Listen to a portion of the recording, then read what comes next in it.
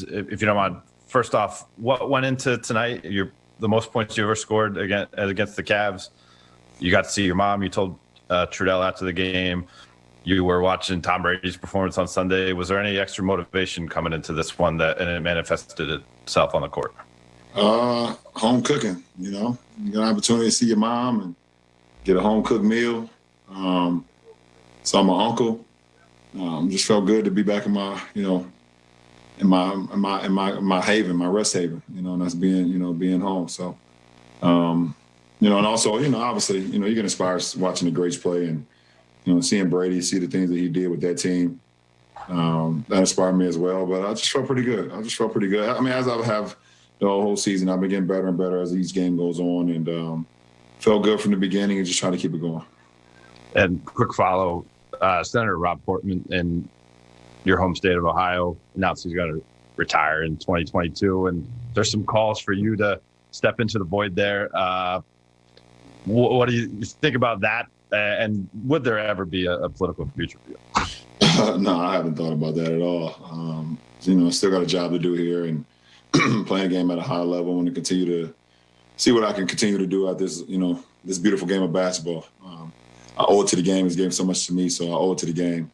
But I haven't even thought about, political stance or being in office and things of that nature on that side. That's definitely not in my thinking right now. Dan? Senator, I have a question. How fulfilling is it to come back to Cleveland and obviously play the game you had, but to do it, by showcasing the evolution of your game, right?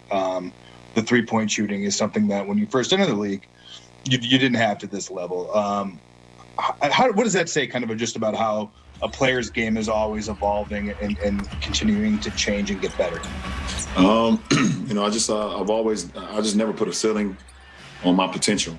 I've always, wanted to continue to get better and better and better to a point where I also now can dictate what the defense to do, and the defense can't dictate what I'm supposed to do. And when you're younger, you're learning, and your game is not where it can be or should be, and that's okay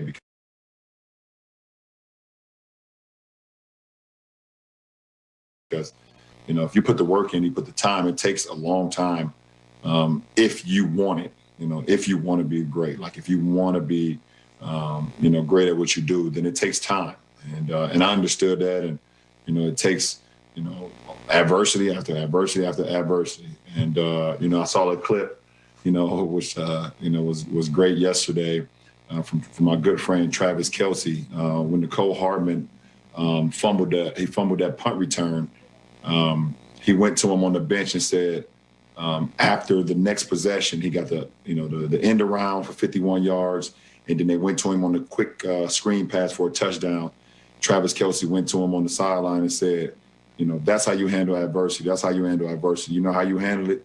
Smack it in the mouth. And for me, I've always tried to handle adversity by just saying, let's smack it in the mouth and let's continue to get better and better and better. And the best teacher in life is experience. So I thought it's been part of my career. Lauren? Hey, LeBron, can you take us through your day leading up to the game today and what you were not able to do that you would normally do in a game back in Cleveland? And what were some of the things that you obviously mentioned your mom, but the things you were able to do that? Well, besides not being able to stay at my own home, that's the only thing that was different. But I treated it just like a road game. I woke up, got treatment early, iced down, started to prepare for the game. We had our team meeting, ate breakfast, and then I took my pregame nap, and got up. As soon as I got up, I started preparing for the game a little bit, and then I put the film down. Then I started watching Frank Sinatra documentary. I finished that first episode, and then I got dressed and came to the arena, started to prepare for the game. So normal game day routine for me. Probably besides the documentary, but I had a little bit more time because it was an 8 o'clock game, so I got an opportunity to watch the Sinatra doc for a little bit. Kyle? LeBron, at the end of the third quarter, you missed a shot, and it looked like you were having an interaction with somebody on the sideline across from the Cleveland bench. I was wondering who that was, if that's someone you know, and if that added a little fuel to the fire, having someone sitting there live. There's someone I know for sure. Felt like he was just a little bit too excited about seeing me miss, and so that's what happened. Anything else on that, or he knows who he is, or? Yeah, I know who he is. He's part of the front office group. But he was really excited about me missing, that shot a little bit more extra than I would have liked, but he got a root for his team, obviously, and he was, he showcased that. So, I knew I had another quarter, and the fourth quarter is my favorite. Jason Lloyd. Wow, so many ways to go after that one, but this has happened twice now where you leave and they have to put the wheels back on the organization and they rebuild this thing over a couple of years. Do you pay closer attention to them than you do any of the other teams just because it's hometown? Or are they just 1-29 aside on the nights when you're not playing them? Do you watch them at all during the season? Yeah, I still watch them because I still got a couple of teammates on the team, and then like a little brother of mine is on the team as well, and Darius Garland. Obviously, Kev is still here. Jetty is one of my. Now, obviously, you guys know my relationship with Jetty. I love that kid so much. I got an opportunity to play with Larry Jr. as well. And then the staff. Besides, I didn't play for for Coach JB, but a lot of their staff members are still over there as well that I spent a lot of years with, and probably I call him the greatest equipment guy in the world. Mark Cashman, aka Cobra, he's phenomenal. Love that guy. I do play. I always pay close attention to what's going on, and I think JB has done a hell of a job, and they've been drafting well and made a couple of trades, but you can tell that team is improving. They got some young guards that's very dynamic, and Colin and Darius, and the rest of it they can build around. So got some very young pieces that they can put their future behind. So we see what happens. Can you give us the initials? Of who? Of the front office guy? No. Can you give us one of the initials? I ain't gonna oust him like that. I had to try. The good thing for him, I only come here once, so it's all good. Once a year. Thanks. Let's go to Marla Ridenour. LeBron, sorry for a non-basketball question, but I just wanted to ask you about the Tangier project, and is this just one step in the vision? I mean, are there still, is there more to come? Well, I mean, obviously this is a huge project for us. And us taking this building over, such a prestige building, such a monumental building in our hometown of Akron, Ohio. First of all, we even thank everyone that's been a part of this, of allowing us to take that over and do what we want to do to it. But it's just about continuing to change lives and empower families and empower kids, and give them a support system that they once believed that wasn't there. So for us to be able to take over this building, and we're going to outfit it with so many different avenues for us to continue to build our families, continue to build our legacy through our kids and through our families. And this is just another step in the right direction. And there will be more to come, but, we want to make sure we get this right, as we've done some things, that we have right now. We want to continue to build off of this and then go from there. Did it hurt a little bit that you couldn't stop by there? Big time. Absolutely. I miss my kids. Last two, Chris Fedor. Hey, LeBron. Good to see you again. Obviously, you've done the homecoming, the return thing, but when you come back to Cleveland at this point in your career, do you still get those added emotions because of everything that goes into it? Oh, absolutely. I mean, I've been in the league 18 years, and I spent 11 years out of that here. 7 and then 4. And, And to know what happened before I got here in 2003, to see the franchise and to see, you know, the type of conditions it was in, for us to just build and build and build and build and build all the way to 2016 till we was able to deliver a championship to this city, to this franchise. And it's something I will always, you know, remember. It's a lot of things that you're going to forget throughout your life. Because of old age, or, you know, the moment wasn't as great, or, you know, you've had so many other great moments. But the moment that I spent here and the championship that we had in 16 and, you know, me being drafted here, those are just moments I will never forget. So I would be unhuman, even though you guys probably think I am unhuman the way I play the game. But emotionally, you know, it's still there always. And then was there something that said front office member said to you that really struck a nerve? No, he didn't say a word. I told you, he was just a little bit too excited about me missing that shot. It's a million cameras in these arenas. Y'all just gotta find a clip to see how excited he was when I missed. I didn't take it well. Last question, Rachel Nichols. LeBron, you have stretches of regular seasons over the years where you've worked on different things. I remember one year in Miami where you were very focused on your efficiency, right, for the whole month and different things like that. What are you focusing on in your game right now? What are you tinkering with or working to get better? You know, right now it's all about rhythm and continue to work on my conditioning. Obviously, after the short off season, I didn't get an opportunity to really dive into the lab like I've grown accustomed to over my career. I can break down a lot of film and then break down areas where I know I need to get better at. I didn't have much time, obviously, because of the quick restart. I didn't have much time to do that. So, you know, working myself back into to rhythm, working myself back into, you know, the best condition I can be in for long haul is what I'm really thinking about right now, and also just keeping my mind sharp. You know, it's very challenging, you know, when you do what we did in the bubble and then, you know, come right back to it, you know, 61 or 71 days later, 71 days, I think it was something like that. It was just, you know, you didn't even get an opportunity to kind of like let your mind I couldn't even just like relax or just let my mind just go elsewhere. In the back of my mind, you know, once they set that date for December 1st, my mind was already had to think about basketball. So, you know, just keeping my mind sharp. That's the most important. You know, that's the most important right now. Getting some great sleep, you know, fueling my body with the right nutrition and things of that nature, and then just keeping my mind sharp. What are some things you can do for that to keep your mind sharp in the way that you're talking about? I can't tell all my secrets. I already got an open door policy with this league, players that won't guide us, but I can't tell it all. I got to save some for my book, Rachel. Good deal. Dave, thanks for the recommendation too on the doc too. It's pretty good so far. I'll let you know when I'm done watching episode 2. Yeah, you got it. Appreciate it.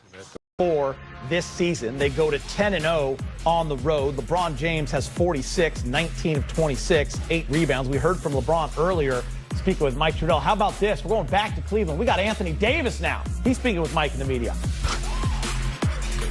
Hey, AD, you had it going early in Chicago, and tonight LeBron seemed to be hot from the start. Just what did you see from him? And when he's hot like that, how do you adjust your game, if at all, on the offensive end?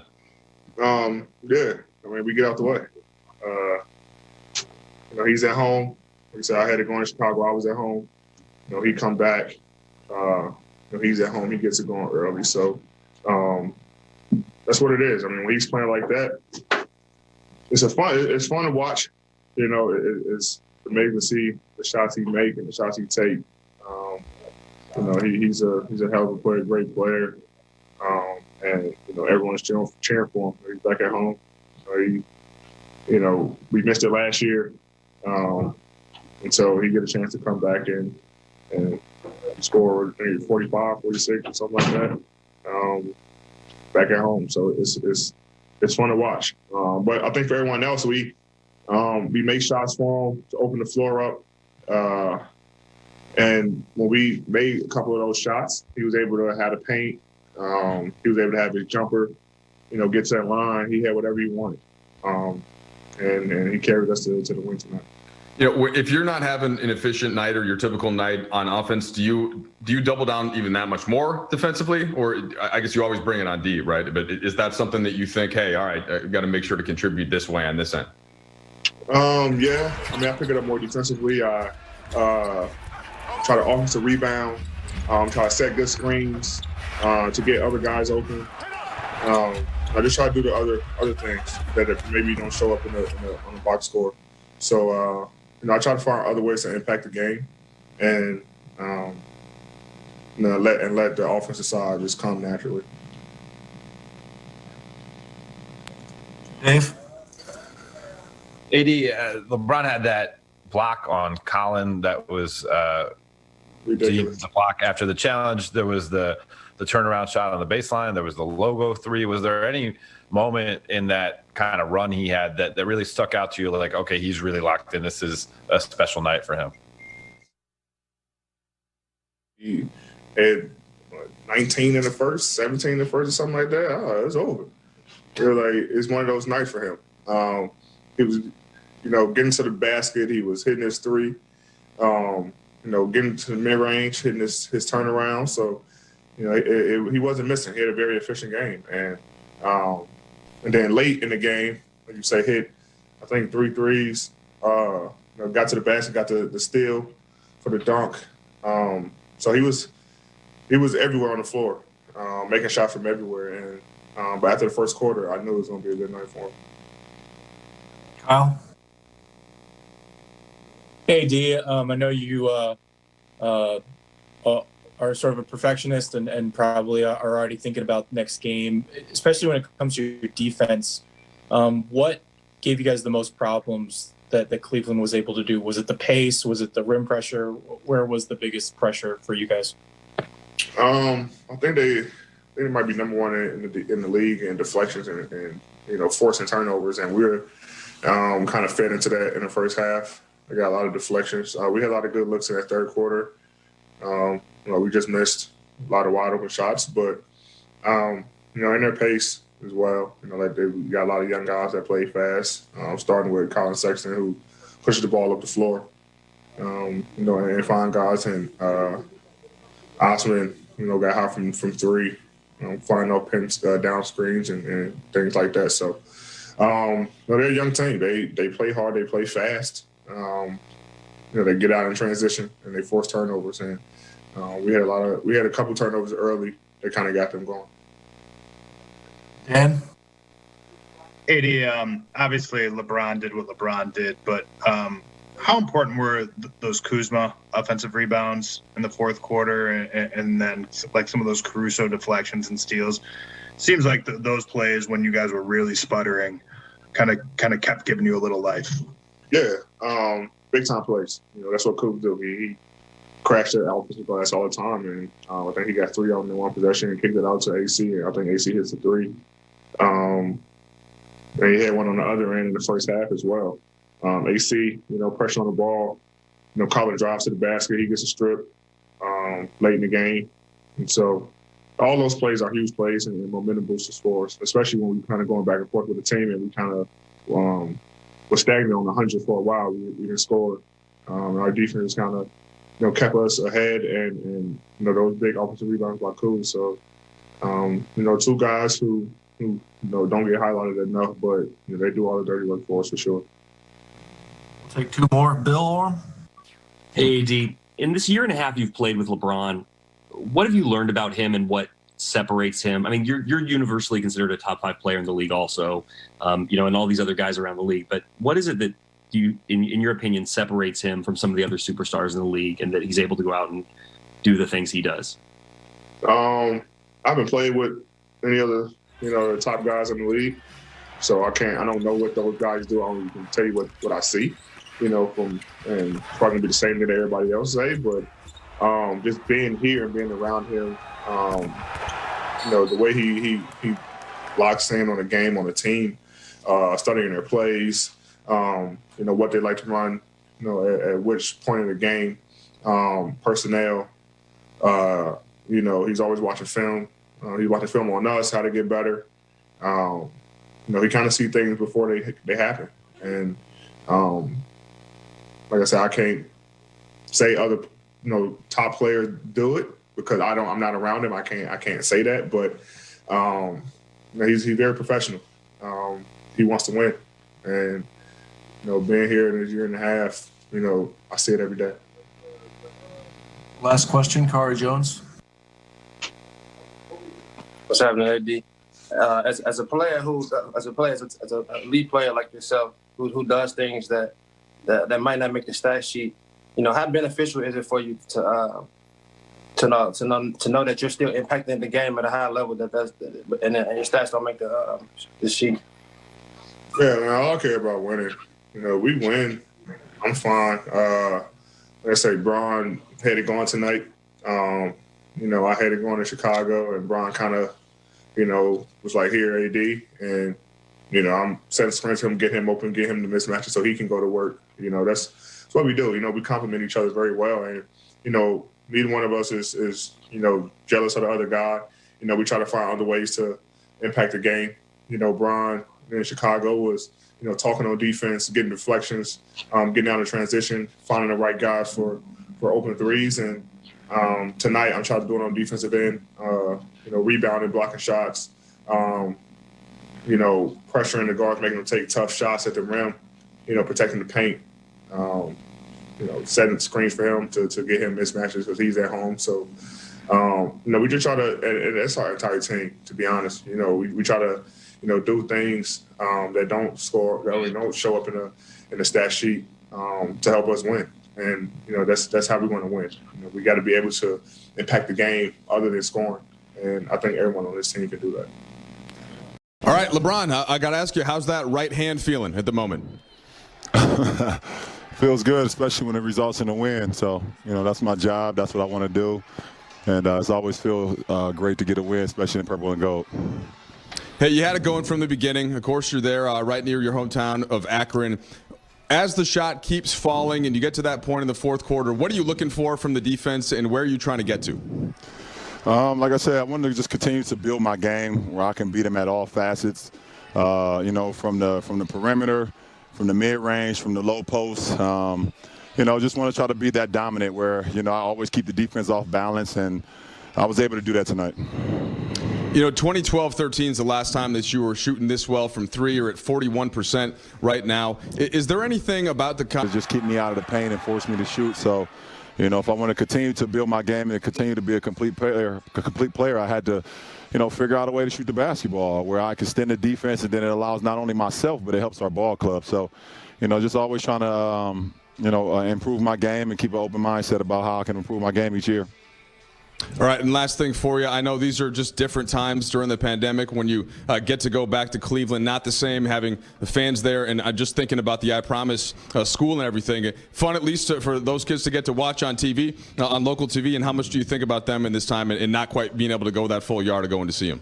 I think about them every single day. Every day I wear an I Promise rubber band. Every game I wear an I Promise rubber band is continue to just, remind me of my kids and my school and continue.